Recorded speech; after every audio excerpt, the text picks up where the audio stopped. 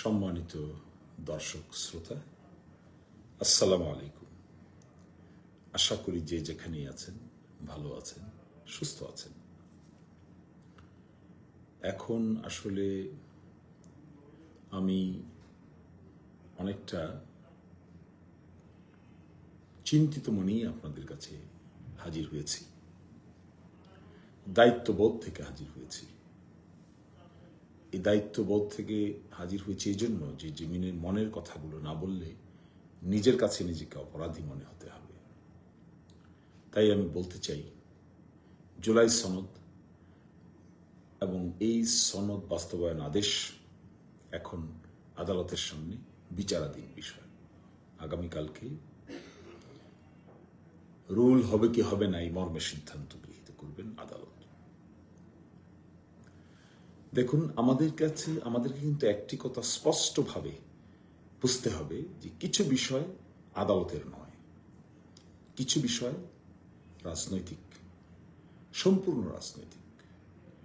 বাংলাদেশের কোনো আদালতের পক্ষে কিছু বিষয় আছে যেগুলো ডিটারমিন করা সম্ভব নয়, যেগুলো উত্তর দেওয়া সম্ভব নয়, যেগুলো সমাধান দেওয়া সম্ভব নয়। আবার কিছু বিষয় আছে আদালত ছাড়া সম্ভব নয়। এই জন্য প্রশ্ন উঠে যায় মাঝে মাঝে যে পিওর পলিটিক্যাল কোয়েশ্চেন, পিওর রাজনৈতিক ব্যাপার। পলিটিক্যাল সায়েন্সে এই রাজনৈতিক ব্যাপারগুলোকে রাজনীতির মাধ্যমে নির্ণয় করতে হয়, সেটেল করতে হয়। এই জন্য কনসেনসাস হয়, আলোচনা হয়, ঐকমত্য হয়, পার্লামেন্ট গঠিত হয়, পার্লামেন্টের সিদ্ধান্ত গৃহীত হয়, ক্রিটিসিজম হয়, পক্ষে হয়, বিপক্ষে হয়। এটার নাম হলো রাজনৈতিক সেটেলমেন্ট, পলিটিক্যাল ঐকমত্য। আর কিছু বিষয় আছে আদালতে যায়, আদালত ডিসাইড করে কোনটা ঠিক, কোনটা বেঠিক, কোনটা রাইট, কোনটা রং, কোনটা সঠিক, কোনটা বেঠিক, কোনটা আইনসম্মত, কোনটা আইনসম্মত নয়। আদালতের সাবজেক্ট ম্যাটার। এখন যদি আমরা রাজনীতিকে আদালতের সাবজেক্ট ম্যাটার বানাই আর আদালতের সাবজেক্ট ম্যাটারকে রাজনৈতিক সাবজেক্ট ম্যাটার বানাই, তাহলে এটি স্রেফ ভুল পদক্ষেপ হয়, রং স্টেপ হয়। ভুল পদক্ষেপ রাজনীতিতে সাংঘাতিক ধরনের রিস্ক ডেকে নিয়ে আসে। এটি বোঝার ঘাটতি। এটি বুঝতে না পারলে, এই ভুল কিন্তু সংশোধন করতে না পারলে, কোনোভাবেই এই ভুল থেকে যদি বের হওয়া না যায়, তাহলে আমরা এখানে কোনো কিছু ধারণ করতে পারবো না। এখন জুলাই সনদ, জুলাই রেভলিউশন বলি আর গণ অভ্যুত্থান বলি, জুলাই বিপ্লব বলি আর গণ অভ্যুত্থান বলি, এটি কি আদালতের ব্যাপার? আচ্ছা বলেন তো, আপনাদের কারো কাছে মনে হয় যে এটা আদালতের ব্যাপার? আদালত করেছে বা অভ্যুত্থান? জুলাই গণ অভ্যুত্থানকে আদালত করেছে?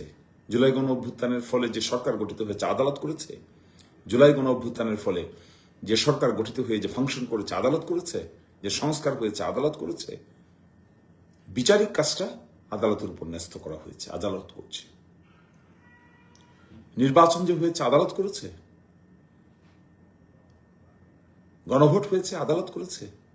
নো। তাহলে এই বিষয়টিকে আদালতের হস্তক্ষেপের সামনে নিয়ে আসা যে প্রবণতা, যে বা যাদের বুদ্ধি, ইঙ্গিত, আকার এগুলো করা হচ্ছে বা করা হয়, তাদের সামনে আমার একটি প্রশ্ন জিজ্ঞাসা করতে ইচ্ছা হয়, কি ক্যালকুলেশন আপনাদের? কি ক্যালকুলেশন করে কাজ করছেন? স্বাভাবিক সেন্সে একজন কমন সেন্সওয়ালা মানুষকে যদি জিজ্ঞাসা করেন যে এটি কি আদালতের সাবজেক্ট ম্যাটার? নো। বিগত 16 মাসের যে কাজ হয়েছে কিন্তু আদালতের সাবজেক্ট ম্যাটার? নো। আর এর মধ্য থেকে যখন সুযোগ সুবিধা মতো একটাকে রাখতে চাইবেন আর একটাকে বাদ দিতে চাইবেন, আরো ডেঞ্জারাস হবে। প্রসঙ্গত বলতে চাই, 15 সংশোধনীর মামলা সুপ্রিম কোর্টে শুনানির জন্য আসলো। আপিল যখন শুনানি হচ্ছে তখন এক পর্যায়ে প্রশ্ন উঠল যে আমরা কোনটা রাখবো, কোনটা বাদ দিব। আদালত তো পিক এন্ড চুজ করতে পারে না। তখন আমি সাবমিশন রেখেছিলাম যে মাই লর্ড, এটাকে আমরা পার্লামেন্টের কাছে পাঠিয়ে দেই। Parliament, let the parliament decide কোনটা রাখবে, কোনটা রাখবে না। অবশেষে ওই মামলাটা ডেফার্ড হয়ে যায়, ওই মামলাটা শুনানি মুলতবি হয়ে যায়। এটাই কথা। কিন্তু মাত্র 10 দিন পরে আমাদের জাতীয় সংসদ বসবে। জাতীয় সংসদ ডিসাইড করবে, জুলাই অভ্যুত্থানকে নিয়ে কথা বলবে, পক্ষে কথা বলবে, বিপক্ষে কথা বলবে, প্রাইম মিনিস্টার কথা বলবে, অপোজিশন লিডার কথা বলবে, মন্ত্রীরা কথা বলবে, এমপিরা কথা বলবে। অফুরন্ত সুযোগ তাদের সামনে, তারা ডিসাইড করবে কোনটা ঠিক, কোনটা বেঠিক, কোনটা রাখা দরকার, কোনটা ফেলানো দরকার, কোনটা গণ অভ্যুত্থানে অ্যাপ্রুভ হয়েছে, কোনটা অ্যাপ্রুভ হয়নি। চুল ছাড়া বিশ্লেষণ করবে, বিতর্ক হবে, দিনের পর দিন বিতর্ক হবে, রাতের পর রাত বিতর্ক হবে। একটা নেশন নতুন করে যাত্রা শুরু করার পরে যে সংস্কারগুলোর কথা বলছে, সেই সংস্কার নিয়ে আলোচনা হবে, চুল ছাড়া বিশ্লেষণ হবে, এক্সপার্ট কমিটির কাছে পাঠাতে পারবে, যাচাই বাছাই কমিটির কাছে পাঠাতে পারবে। কিন্তু আদালতে কেন? এই স্থূল বুদ্ধি কোথা থেকে আসে? কারা ডিকটেট করেন? আমি তো মনে করি জুলাইকে যারা ধারণ করেন না, করতে পারেন না, এত বড় জিনিসটাকে যারা ধারণ করতে পারেন না, তারা এই খণ্ড খণ্ড বিষয়ে প্রশ্ন উত্থাপন করে বড় বিষয়টাকে নষ্ট করতে চান। আমি আজকে মিডিয়াতে বলেছিলাম যে আত্মঘাতী, ইট ইজ সুইসাইডাল। জুলাই অভ্যুত্থানের সুবিধাভোগী শ্রেণী যদি এই সমস্ত বিষয় নিয়ে আদালতে প্রশ্ন তুলেন, তাহলে এটা সুইসাইডাল হবে। এটার দুটো ব্যাখ্যা হতে পারে। একটা হতে পারে যে না বুঝে করছেন, আরেকটা হতে পারে অতি বুঝে করছেন। যেভাবেই করেন না কেন, this is not the right track, it's not the right path, this is not the right direction, this is wrong direction. আদালতের সাবজেক্ট ম্যাটার এটাকে বানাবেন না।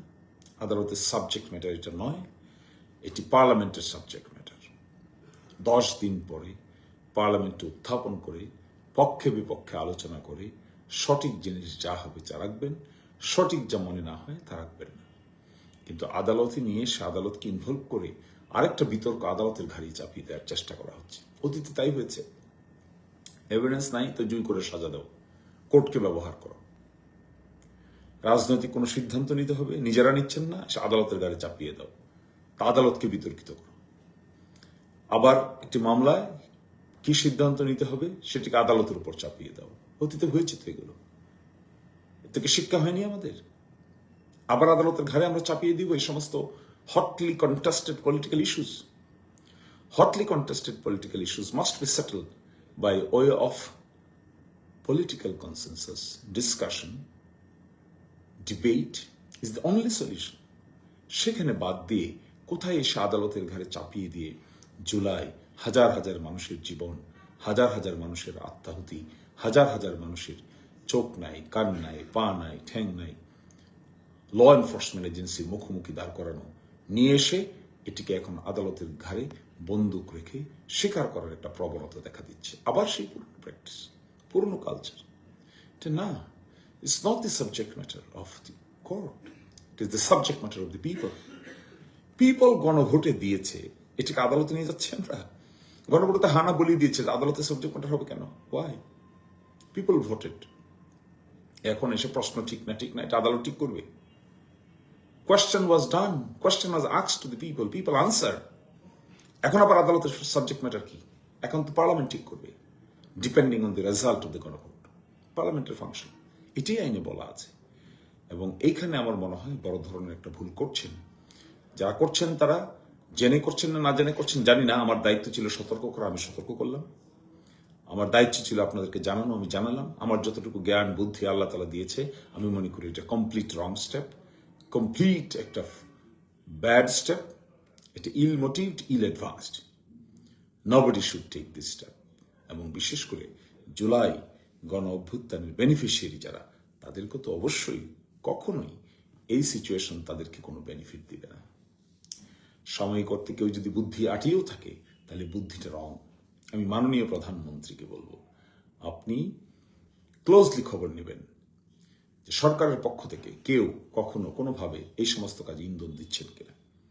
যদি ইন্ধন দেন তাহলে তাতে আপনার বদনামি হবে, আপনার উদ্দেশ্য নিয়ে নানানজন প্রশ্ন উত্থাপন করবে। আপনি অত্যন্ত সুন্দরভাবে দেশ পরিচালনা করার চেষ্টা করছেন, আপনি ব্যক্তিগতভাবে অনেক ক্যারিশমেটিক ক্যাপাসিটি, কোয়ালিটি দেখানোর চেষ্টা করছেন, এই জন্য আপনাকে ধন্যবাদ।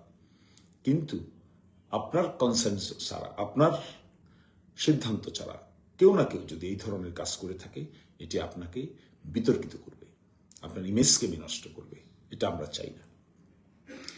জুলাইকে ধারণ করার মধ্য দিয়েই যে নতুন দৃষ্টিভঙ্গি হবে, সেই দৃষ্টিভঙ্গিটা হবে সুন্দর, সেই চিন্তাটা হবে অভিভূত, সেই চিন্তাটা হবে ঐক্যবদ্ধ।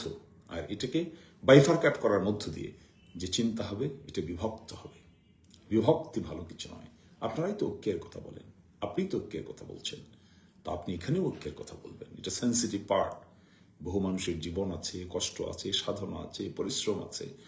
এটা সেন্সিটিভ পার্ট। এখানে অনেকটা সংবেদনশীলতা আছে, এটিকে সেভাবেই দেখতে হবে।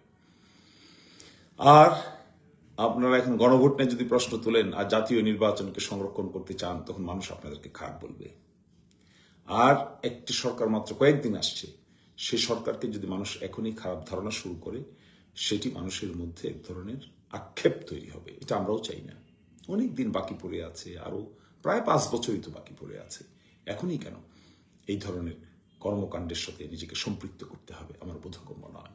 তাই আমি রিকোয়েস্ট করছি, আমি অনুরোধ জানাচ্ছি, দয়া করে আদালতের ঘাড়ে বন্দুক রেখে স্বীকার করতে চাওয়ার যে প্রবণতা, আমাদের সকলকে এখান থেকে বের হয়ে আসতে হবে। সকলকেই আদালতকে ব্যবহারের জায়গা থেকে বের হয়ে আসতে হবে। আদালত ইন্ডিপেন্ডেন্টলি ফাংশন করতে দিবেন। এই ধরনের হটলি কন্টেস্টেড পলিটিক্যাল ডিবেটে আদালতকে জড়িয়ে আদালতের ভাবমূর্তি ক্ষুণ্ণ করার কোনো প্রয়োজন আছে বলে আমি মনে করি না। Parliament is the appropriate place. Go to the Parliament. Let the Parliament decide what should be and what should not be. Thank you, and thank you, everyone.